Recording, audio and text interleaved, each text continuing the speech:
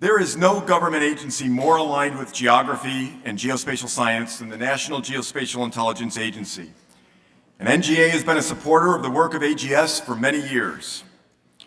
Given our topic for this symposium, I think everyone would agree that the Federal Emergency Management Agency, better known to us as FEMA, is also a government agency whose work is absolutely driven by geography and geospatial science.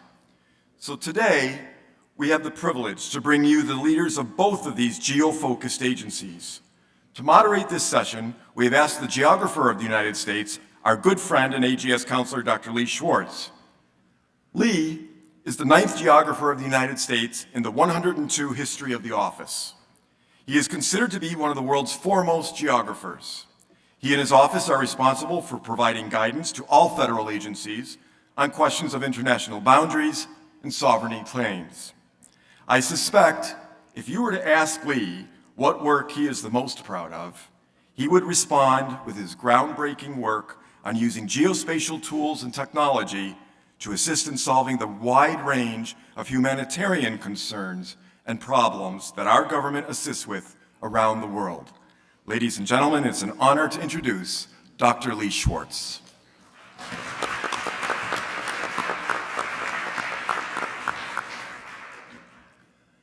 Thank you very much, John, for that all too kind introduction. And I want to wish everybody a happy Geography Awareness Week.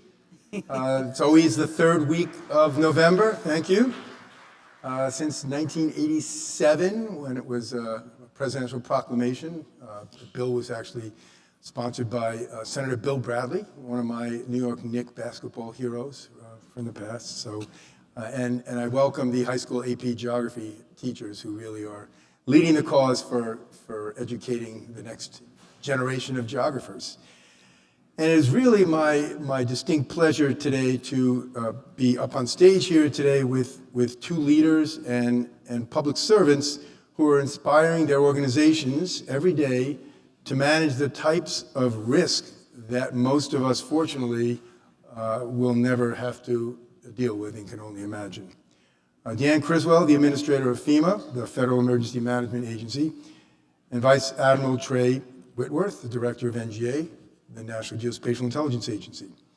I am a political geographer by training and vocation, and the work I do at the State Department actually entails a lot of applied geography, and FEMA and NGA are leaders in applying the tools of our discipline, of the discipline of geography, to real-world problems, not the least of which are the subject of today's symposium.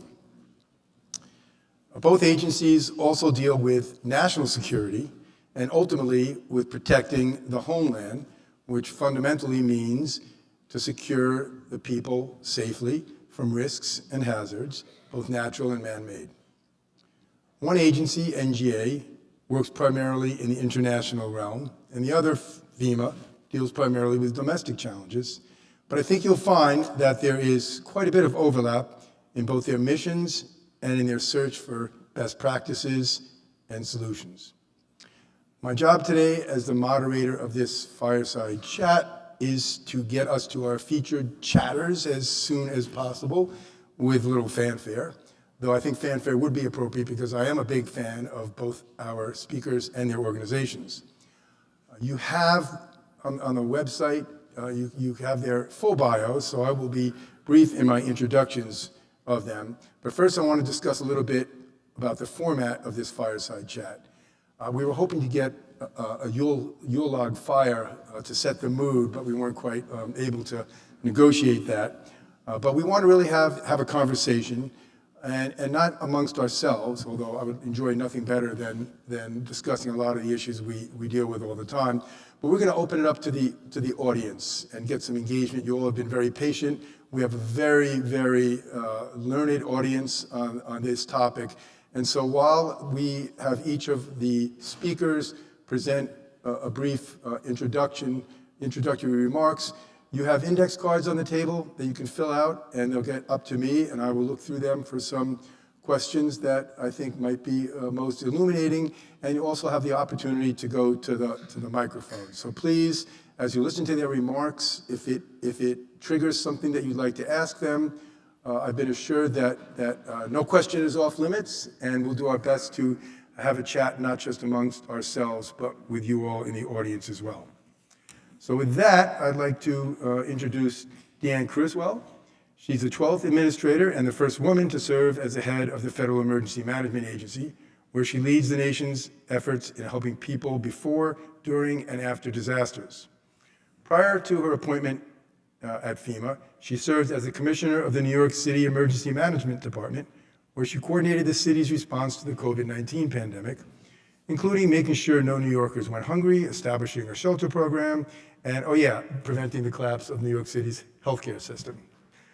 Deanne got her degrees at Colorado State and University of Colorado, Denver, and a second master's at the Naval Postgraduate School. So there we have some Navy bona fides up here on the stage. She was also a proud member of the Colorado Air National Guard. So she has been deployed on air, sea, and land. So with that, Administrator Criswell, I invite you to the podium.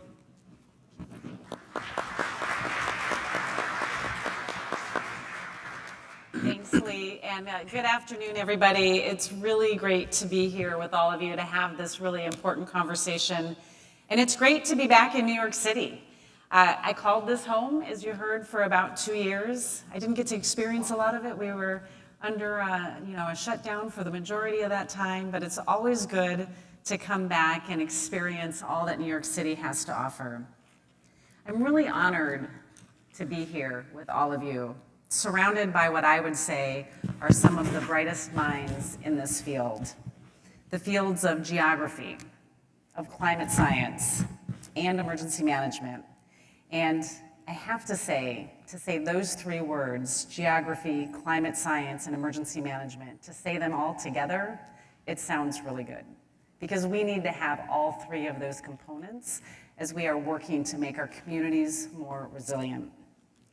I do want to give a special thanks to our two partners up here, the Geographer of the United States, Lee Schwartz, and my fellow panelist, Director of the NGA, Vice Admiral Frank Whitworth, because the work that you do is so important, and the partnership that we have is so critical.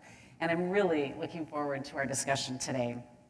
In this discussion that we're going to have, honestly, it couldn't have come at a more critical moment. I have to say that I feel like we are living through a time of unparalleled extreme weather events, unparalleled impacts as a result of climate change. We're seeing hurricanes impact the desert at the same time as we're seeing wildfires impact a tropical island. We're seeing our first ever disaster declaration for drought as we're watching saltwater intrusion impact southern Louisiana. We at FEMA, we are experiencing a new disaster declaration this year in 2023 every 3 days. That is unheard of. That means that communities around the nation are continuing to have to respond and recover from more and more impacts as a result of climate change. These disasters, they're decimating the communities that we all live in. And the cascading impacts that we're seeing, they're making the recovery from these disasters more complex and harder. I'll give you an example. Let's talk about California. 2023 started out with a series of atmospheric rivers impacting California. But that wasn't the start of this disaster. It started decades earlier with drought, and then decades of wildfires that impacted those communities as a result of the dry lands. The burn scars that they received as a result of these wildfires made the soil itself more water repellent. This led to the catastrophic flooding that we saw following these atmospheric rivers back in January.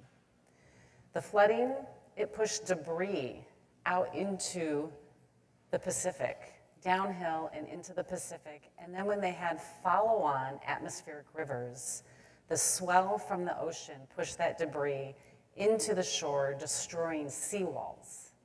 Now, each one of these events on its own would not have had the impacts of all three of these types of climate-related emergencies happening and converging together. This is the triple threat that we're seeing going on. This is the threat that's going to impact California's ability to recover. But unfortunately, that is not an anomaly. These types of converging disasters that I just talked about are going to continue to happen and are happening across the US. And I set this scene for you today, not to present a doom and gloom, negative image of the future, but I really just want to bring home one very simple fact. These types of events throughout our country, people need our help. And we have to be able to use the full suite of tools that we have available. We need to be able to use the technologies. We need to be able to bring bold ideas to the table in order to help the people that are experiencing the impacts from these types of weather events. The environmental challenges that we face today and those that we are going to continue to face in the future, they demand the best and the brightest from every single industry, every sector, and from every single background. And we have to ask ourselves really tough questions. How do we use our collective resources to improve resilience in communities across America? How do we use technology to drive decision-making and action in the event of these severe weather events? And how do we improve our ability to meet those people that are impacted by these disasters where they're at, instead of making them figure out how to navigate the bureaucracy of the federal government? Because our work is all about people. And since my very first day in this position, I have been focused how we can continue to leverage our resources, how we can leverage every tool that we have available to us to put people first and meet survivors where they're at. Now, geospatial technology, it's not a new tool for us at FEMA. We have been using it for a very long time. But what I can tell you is what is new is now using GIS is part of our response to help us reduce barriers for those communities that are the most vulnerable to disasters, to help them get assistance faster and quicker. At FEMA, data is no longer just a tool for response. It is a way for us to think outside of the box and create new opportunities for equity. I'll give you another example. Hurricane Ian last year hitting Florida. We drove our response with data from land, air, and space. This was a huge innovation for us. See, in the past, what we would do is after a disaster happened, we need to understand what the impacts are, what the impacts to people's homes are. And we would literally go door to door to physically see what those damage impacts are. As you can imagine, this is a labor-intensive process, a time-consuming process, which only meant that our ability to get resources, funding, help to those people impacted took even longer. So we found a way, being creative and innovative, taking on a risk that my agency doesn't like to do sometimes, to use multi-source intelligence. We leveraged new tools to speed up the process and to be more effective, to help people faster. We sent out our traditional teams. Yes, absolutely, they continued to go door to door, but we also used both imagery from Civil Air Patrol as well as satellite imagery from NGA to help us better understand the total impact, the total damages that were there, and not have to go door to door. It was this type of imagery that we were able to see damaged homes and register people for assistance without them having to meet somebody at their door, without them having to meet an inspector, and oftentimes reliving the trauma of the event that they just went through. It helped us speed up this inspection process, and in turn, we were able to push out $75 million in our program that we call individual assistance and move debris months faster than we have in the past. So this isn't making a small impact on our ability to help communities. This is having a significant impact in how we can do things faster, help them recover faster. This meant we were also able to target our efforts to pockets of the community that are the most vulnerable. And we even used this data to help identify communities that have a harder time accessing our resources, like maybe those with language barriers where we needed to send interpreters into the communities, or those that have limited access to transportation, so we needed to send more people directly into communities so they didn't have to come to us. What I can tell you is this: GIS for us is no longer a supplemental resource. It is an integral part of our day-to-day activities. And it's this type of innovation and technology that we have to continue to leverage each and every day so we can help survivors as quickly as possible. It enables us to do our jobs better and faster, but this is just the beginning. It has to be just the beginning. We are continuously looking for partners and opportunities to help utilize the latest technologies in both geospatial science and remote sensing. So we use partners. We have great partners that we use in response all the time.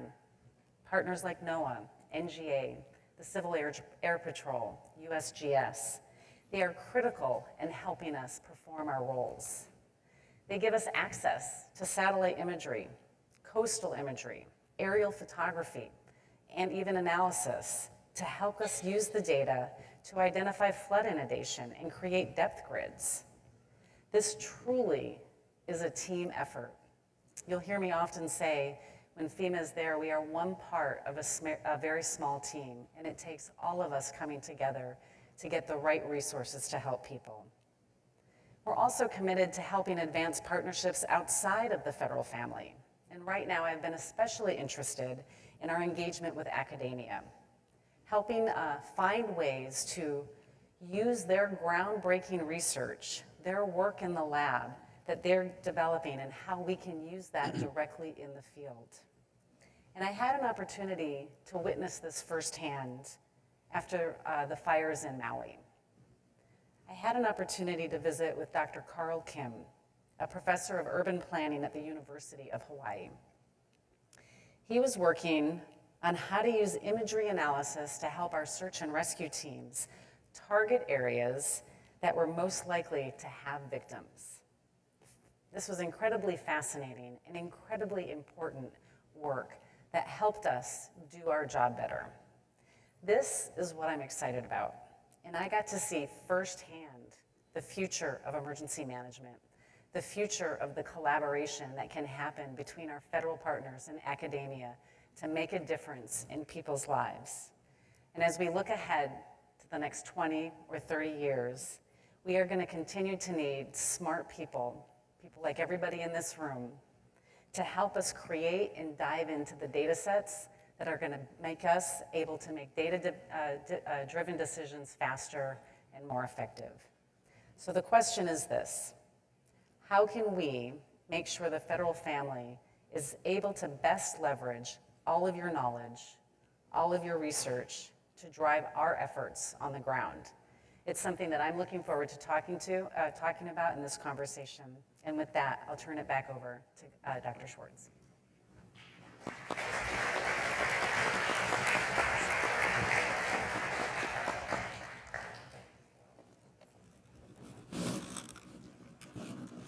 All right, moving right along. It's my pleasure now to introduce Vice Admiral Frank Whitworth, who has been the director of the National Geospatial-Intelligence Agency since June of 2022. This doesn't seem that long. Yeah, probably seems longer to you. He's the 8th director of NGA, and as a Navy guy, he has had a distinguished career in command positions, both at home and abroad, and has had special assignments on the Navy staff, the National Security Agency, and at the White House. He has degrees from Duke University, Georgetown University, and the Naval War College, is a member of the Council on Foreign Relations, and has received numerous decorations and awards you can read more about on the website. So Vice Admiral, over to you. Thank you. Thanks, Lee. Such a privilege for me to be here with you and Deanne. And thanks also to John and everyone at AGS for your hard work in setting up this event. These things don't just happen on their own. I'm always thrilled to have the opportunity to talk about NGA. Not everyone knows that we're both a combat support agency in the Department of Defense and a member of the U.S. intelligence community. We support a range of customers with missions for both military operations and humanitarian assistance disaster response, to include extreme weather events associated with climate change. We use federal guideposts to prioritize the support we provide.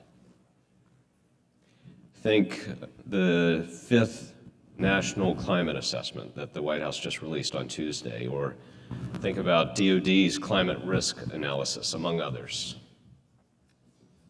NGA provides geospatial intelligence, or GeoInt, to mitigate the risks and hazards identified inside those documents, such as sea and glacial ice retreat, rising sea levels, hurricanes and typhoons, flooding, heat, drought, and of course wildfires.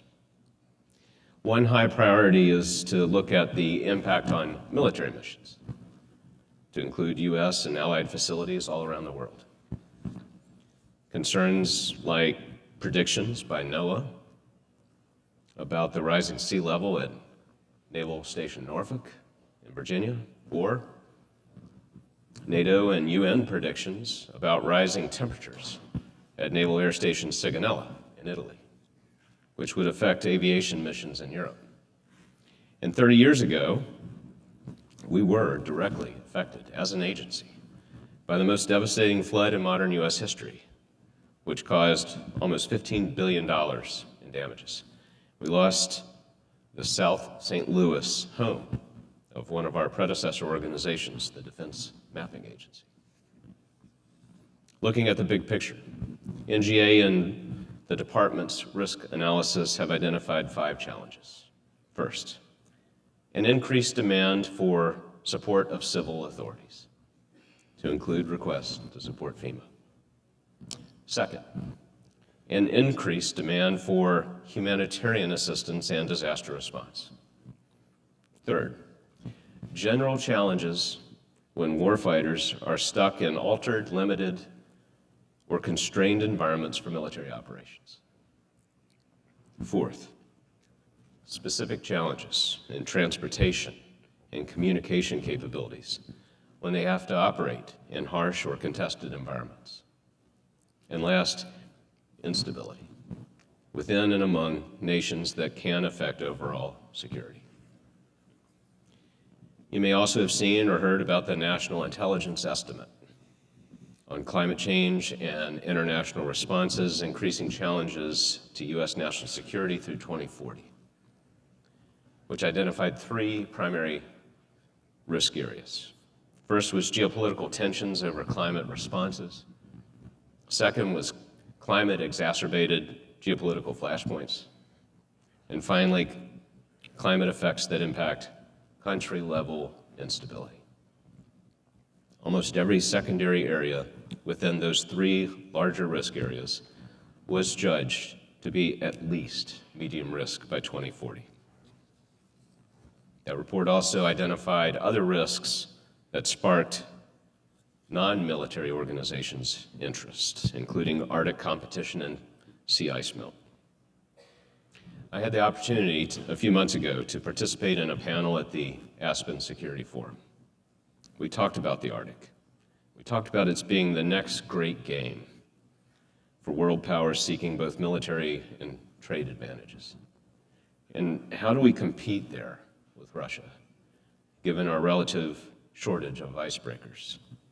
If you get a chance, I'd also recommend you're checking out Terraline.mil.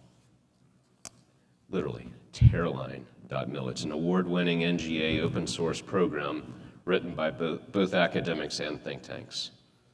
There's several articles on the Arctic, and one is called Russia's Arctic Dilemma. Permafrost thaw threatens Russia's ambition. It's about how, as temperatures rise, the thawing permafrost increases the cost of repairs to Russian military facilities and infrastructure there, especially their runways. It's fascinating. So overall, NGA is constantly taking stock of a wide range of risks, working to be more predictive in our approach and prioritizing our climate-related GeoInt accordingly. When it comes to FEMA assistance, we're generally more involved in providing analysis and deployer support for hurricanes and wildfires. But in developing countries, flooding can also have a huge impact, both in terms of economic impact and human displacement. Take what happened in Pakistan just last year. We're working on an innovative tool that combines spaceborne images and high-quality digital elevation models, and we're hoping it will allow a trained analyst achieve at an engineer quality level a solution in minutes. In another area, migration, specifically the movement of people attributed to climate impacts, our human geographers are looking at how climate change exacerbates pre-existing instabilities when it comes to governance, historical traumas, social inequalities, and economic disparities. One recent example was in the Central American Dry Corridor, where the local population endured floods, environmental degradation and drought, tropical cyclones, and epidemics. And closer to our border, a couple of months ago, there was a good deal of civil unrest because of the water crisis in Mexico. In any event, for all of these risks, our goal is to increase predictive analysis and provide timely, anticipatory geospatial intelligence to support climate-informed decision-making.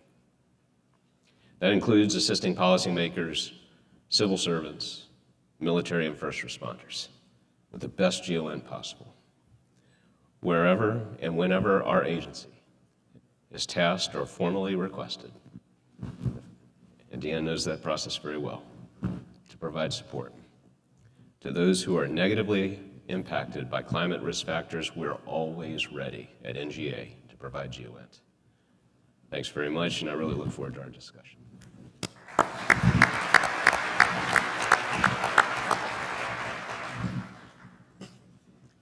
Okay, well, if you can, if people who have questions can start moving up towards the microphones so we can judge how we rack and stack this. And if anybody has index cards, they can be filtered up towards me as well. But I was particularly struck by, in each of your comments, what came through to me was an abiding concern for the human condition. Deanne, you talk about how FEMA puts people first, that you're all about people when it comes to your response. And Trey, you foot stomped on human geography, which is near and dear to my heart, having fought for a long time to mainstream human geography in the defense and intelligence enterprise, and I think which is increasingly looking at national security through a human security lens. And so being about people first, I think, came through. As far as, I'm gonna start off with a question. I think you both succeeded in enlightening us as to how you're starting to work together and working with other federal agencies as well, and with academics and specialists and scientists. The American Geographical Society was actually founded in many ways on a triad between academia, government, and business. And so I didn't really hear that much about how important business and private sector partners are. And I think in very many ways in our field, that is driving innovation and driving the future. The government doesn't have the monopoly that it used to on a lot of the advances that are taking place, and we're relying more on our private sector partners. So can each of you maybe say a few words about how you're partnering with that sector of the triad? So who wants the first shot? I can go first? Sure. And it's a great question, right? Because our private sector partners are so critical in everything that we do each and every day. And, we have a lot of tools that we put out there to try to help educate people to better understand their risk. And one of the areas I've been really focused on as we continue to try to prepare people. Right? People think about FEMA in the response and the recovery side, but we have such a huge mission and really great impact on the preparedness and mitigation side, is how do we help people better understand their risk? And so as we put out tools, and we have a lot of different tools that are out there, there's also so many tools from the private sector. And how do we help people understand the resources that are available and partner with them, bring them into our fold to better improve what we're putting out there on our websites, but also to help educate people so they know what the risk is, not just what they're facing today, but they need to understand what the risk is they're going to face 5 or 10 years from now. It's going to drive insurance decisions for them. It's going to drive planning considerations on where they might evacuate to. And so we have to bring them in to help us continue to get the best data that's out there. And we work with them every day to try to improve ours, but also get their information out to help people make those better choices. Great. Trey?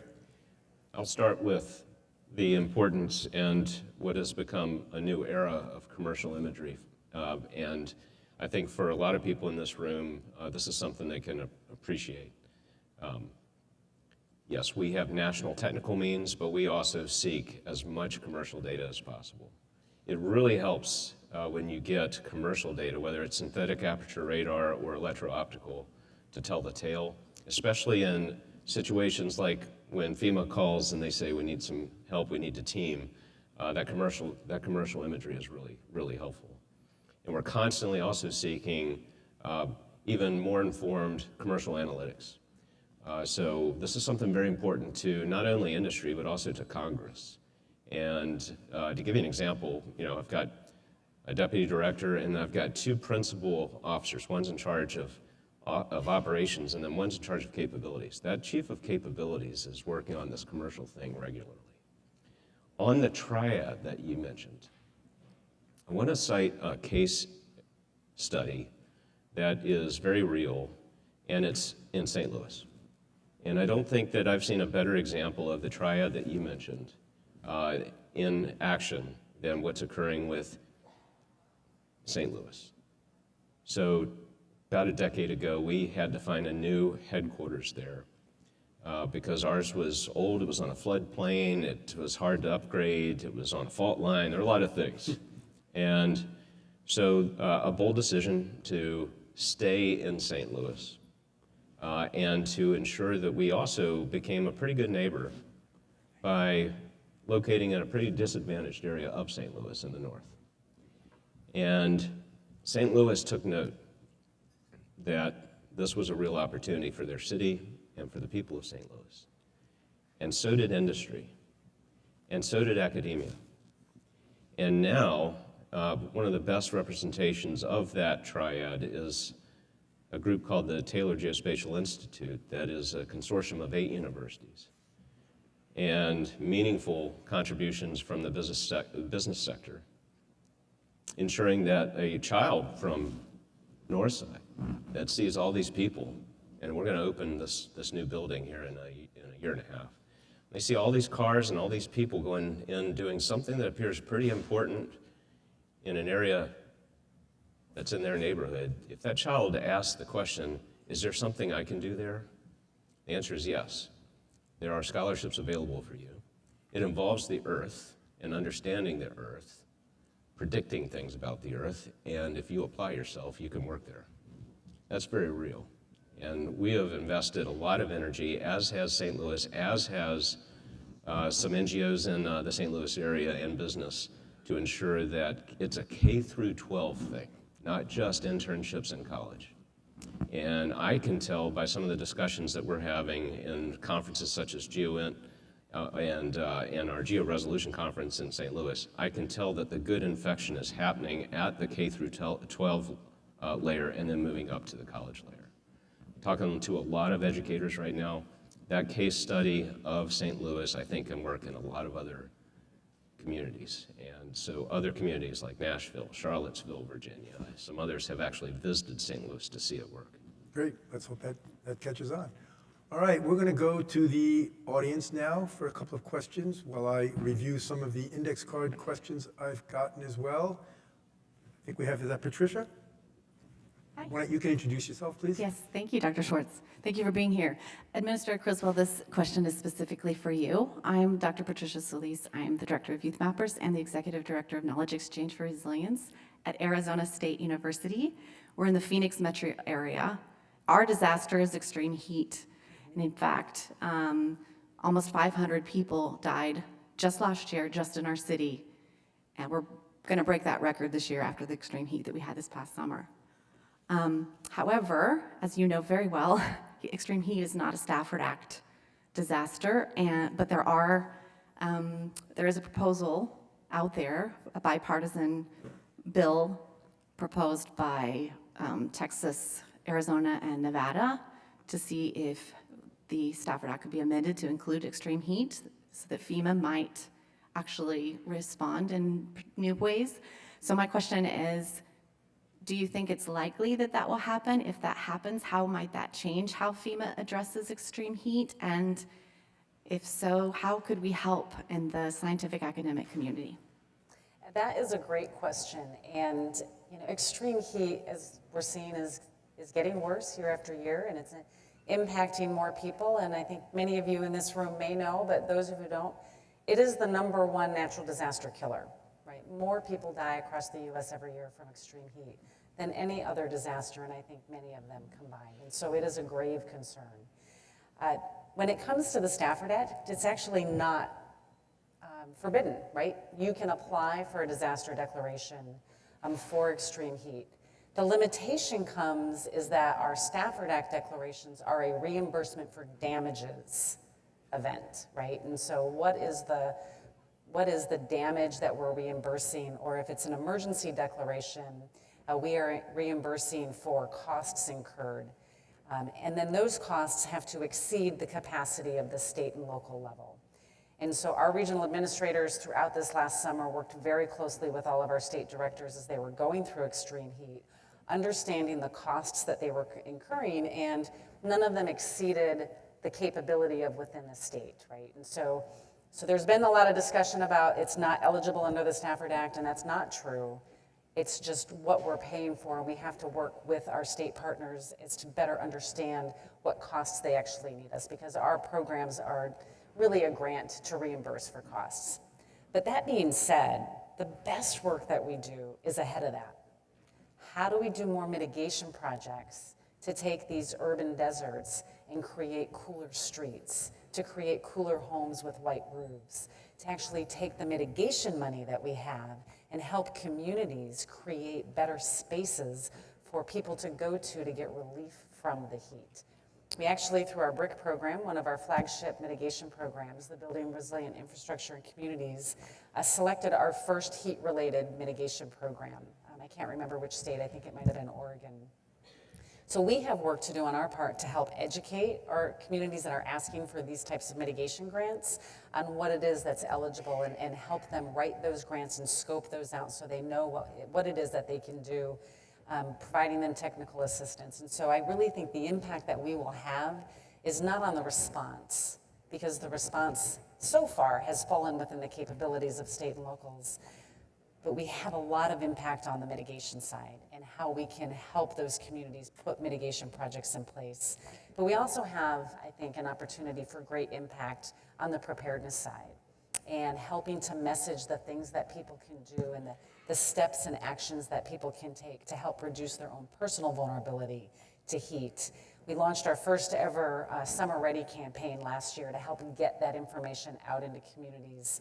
And we need help to continue to get that message out there. So we will continue to work on the preparedness and the mitigation side so we can get ahead of the event and reduce the impacts from extreme heat. But we will continue to coordinate with our state and locals as they are incurring costs to protect their communities. And if and when they do exceed their own capabilities, then we will certainly have a conversation about having a declaration for that.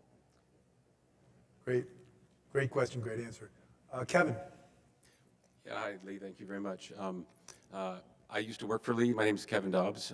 I used to work for Lee and Vice Admiral Whitworth. I work for you now. You don't know that, but I do. Does that mean you need to start working for me? I would love to work with you, definitely. I've waited for this panel for years so I could ask this question. Uh-oh. And it'll make sense to you, I think, completely, because that's really the topic of what we're talking about here. I'll read from it just so I don't miss anything. But it's long been my contention that disasters and conflict share an incredible number of features for which geospatial data and tools, the same data and tools, can be applied. Can you please speak to the case for identifying opportunities to focus research and development efforts on the FEMA domestic mission that could be applied to what we do to support the warfighter? Because when you think about it, you know, what happens in a disaster? What happens in conflict? It's a rapidly evolving situation, damage occurs, communications go down, geospatial data and tools are applied from space, and in the data environment, it looks the same. Actually, one of the tools that you mentioned for flood modeling, Vice Admiral Whitworth, that we're developing, that's mine. So and that's the perfect case, but there are others. Some of the data and tools that are being utilized right now in some of the conflicts abroad were actually supported by FEMA at Oak Ridge National Labs. So Kevin, are you answering your question, or are you asking a question here? There's lots more to be said, but I just wanted to kind of see the All right, discussion. let's go. Trey, why don't you take first shot at this? No, I'm going to say you're right. There is a lot of commonality. Let's just think about the effects of trafficability or assessing trafficability for the defense of Ukraine. The retention of water, when and the tundra will actually turn into something that's frozen that can be traversed. That is almost identical to some of the modeling that could be done to help communities, right? So I totally agree with you in this regard. I think some of the work that we're doing relative to both the prediction of change of the Earth, especially in the polar regions, and also our responsibility for mean sea level, our responsibility for understanding and measuring elevation are just as important to our military requirements relative to precision as it is to the academic community and understanding, and to the domestic community for predicting and ultimately being ready to respond for issues of water encroachment and then societal issues, right? So I'm really proud of some progress that we made this year on our provision of data for the Arctic digital elevation model. I hope some people in this room have benefited from some work we did to make sure that that was very, very releasable. Our specialty is the Z-axis, and when we're able to show that elevation and make sure that everybody can share it, everybody wins. It is a great question, and I think the partnership that we already have really shows how much potential there is for the future, right? The partnership that we have right now to help us during the initial response, the support to our urban search and rescue teams to help them identify trapped individuals, or the partnership, as I talked about it in Hurricane Ian in Florida, to better understand total impact from damage speeds up our recovery. And we continue to grow and mature that partnership to use that kind of information and data in ways that we've never used it before. Again, making a platform for us to drive decisions faster and get help to people. And I think the direction that we need to continue to go is that's all like right after the disaster. And I think as you talk, Trey, the predictive analytics side for us as we continue to take a leadership role in the resilience space is how do we continue to partner and mature that relationship to use that kind of data and information to drive our resilience efforts. As I talked about trying to teach people the types of projects that they can put in place to reduce the impacts, not just from what they're going to experience today or what they know that they've experienced in the past, but the disasters and the threats that they're going to face 10 or 20 years from now. That's where we're going to continue to work together and partner, because we need to take the great lessons and the great success from our response and recovery partnership and do that in our resilience partnership, because my goal is that when you think of FEMA, you don't think about how we're responding because we don't have to respond, because we've done the work on the front side to reduce the impacts. Okay, if you can be patient and stay on your feet, I think I need to go to the index cards because we asked for some questions and we have some good ones. And a 1. Uh-oh. All right, I'm going to ask 3, and then you're going to each choose which one you'd like to respond to, because I think there's some interesting questions. 1 is a long question, but it's basically about equity, and it's directed at FEMA to show that disaster recovery funds are leaving behind a disproportionate share of low-income disaster victims. How better to address that? The other one is about storytelling. It's climate change is a huge topic requiring first principle contemplation through geospatial stories. Where do we start? And then, what do you think the media/public often most focus on about your agency, and what do you wish people would focus on about your work? Those are all good questions. So you get to choose one of those to respond to. That's great. You start. I'll start. Dan, you got one directed towards you, so it's hard to, Yeah, it's and hard that's to the one that I dodge actually that would, one. but that's the one I would choose to answer because it's something that's so passionate for me, and that is equity, and how do we equitably deliver the services that we have. I put out my strategic plan when I first came into this position, and one of my 3 goals in my strategic plan was instill equity as a foundation of emergency management.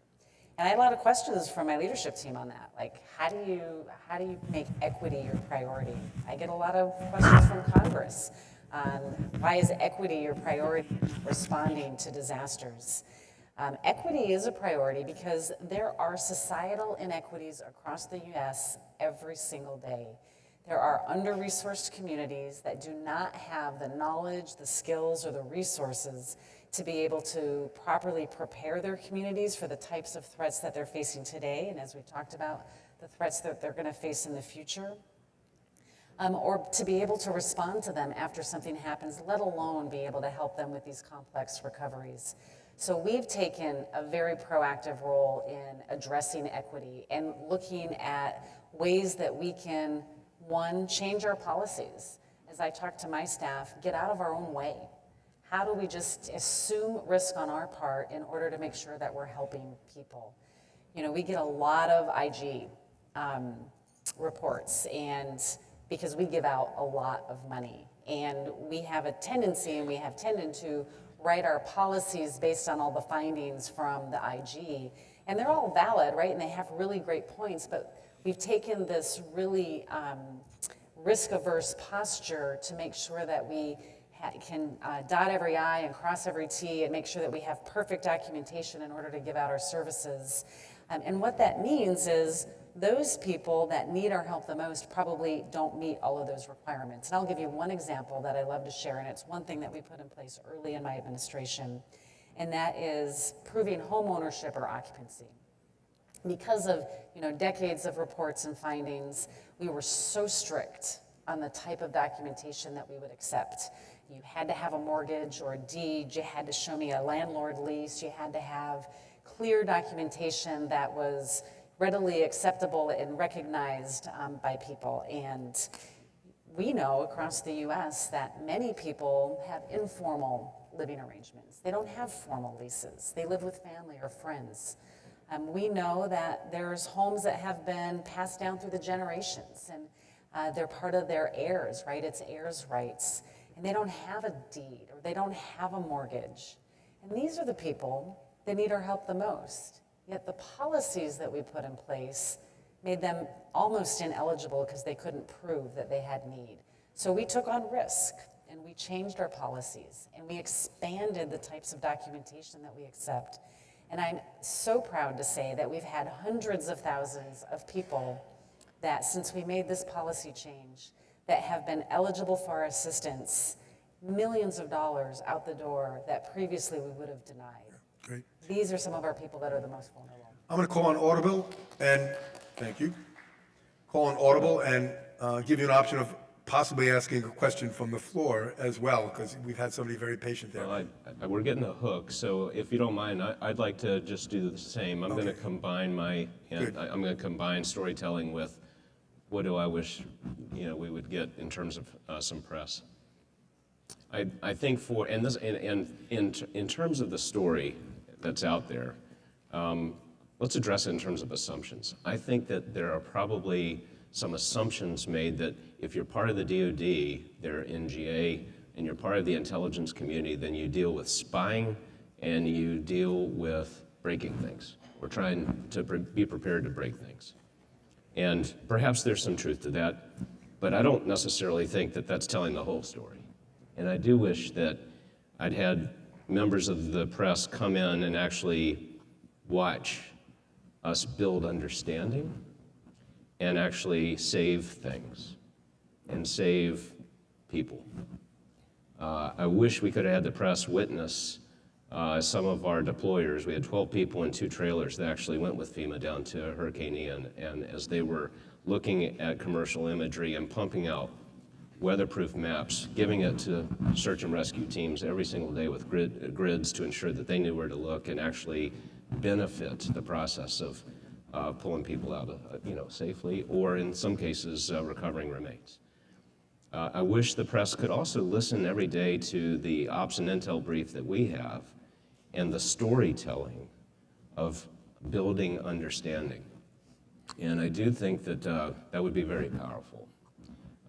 We have a lot of young people who probably make assumptions that aren't necessarily 100% accurate, and I wish that they would concentrate a little more on saving people and saving things, because they would have a place at NGA. Yeah. So there are a lot of great stories out there, so maybe we should use geospatial technologies to enable them better, at least for this community.